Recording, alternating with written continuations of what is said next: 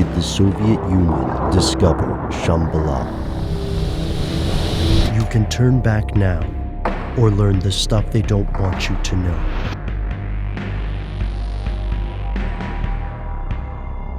Here are the facts. In Buddhist folklore, Shambhala is both a place and a prophecy. The land of Shambhala lay far to the north, surrounded by treacherous mountains. While it was known by several names, Agartha, Shangri-la, and so on, the story was almost always the same. In this earthly paradise, no one ages or dies, and the capital's palaces shine resplendent with fine stones and precious gems. All who live within the bounds of this lotus-shaped land can attain nirvana within their lifetimes. And one distant day, the king of Shambhala will command his army into the world, defeating the forces of evil and ushering in a new age of spiritual prosperity. As legends go, it's a reassuring one, and likely provided a much-needed inspirational contrast to the rigors of mortal life. But could Shambhala be real? Here's where it gets crazy. The Soviet Union thought so, or at least pivotal members of the government spent fortunes funding expeditions to search for or create this lost civilization.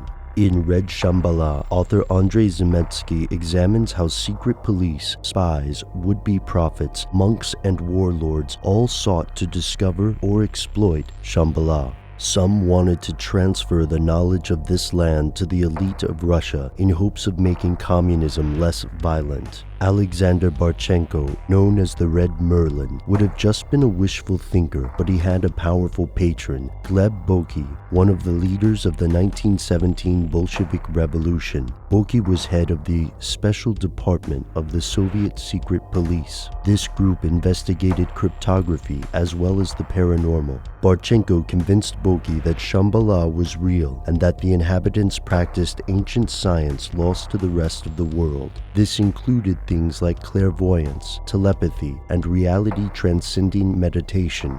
Inter-party squabbles buried this budding expedition, but Soviet officials saw an opportunity. Perhaps the ideological message of Shambhala could help build support for communism in the region. To this end, they enlisted the help of the bizarre painter and occultist Nicholas Roerich. Roerich sought to establish his own Shambhala, a modern Buddhist kingdom conveniently espousing the glories of communism. For a time, he even posed as a reincarnation of the Dalai Lama. To the true believers, this was a noble endeavor to fundamentally change the world. To the cynical, this was a clever, complex game of espionage that would ultimately cripple British ambitions in Eurasia. And Roerich wasn't the only one seeking to create his own Shambhala. There was also Baron Roman von Ungern-Sternberg, who hoped to use the Shambhala myth to re-establish monarchies across Asia. So was there a real lost civilization, or just a convenient story to exploit?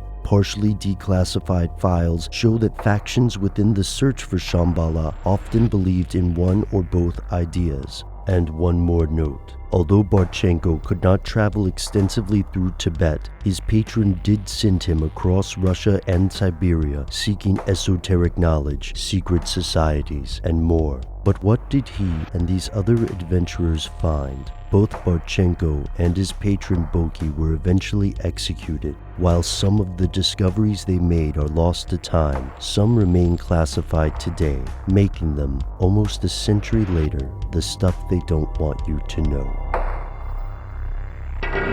Could an entire plane simply disappear? Tune in to learn more about mysterious disappearances from Malaysia Airlines to Mary Celeste in our upcoming series.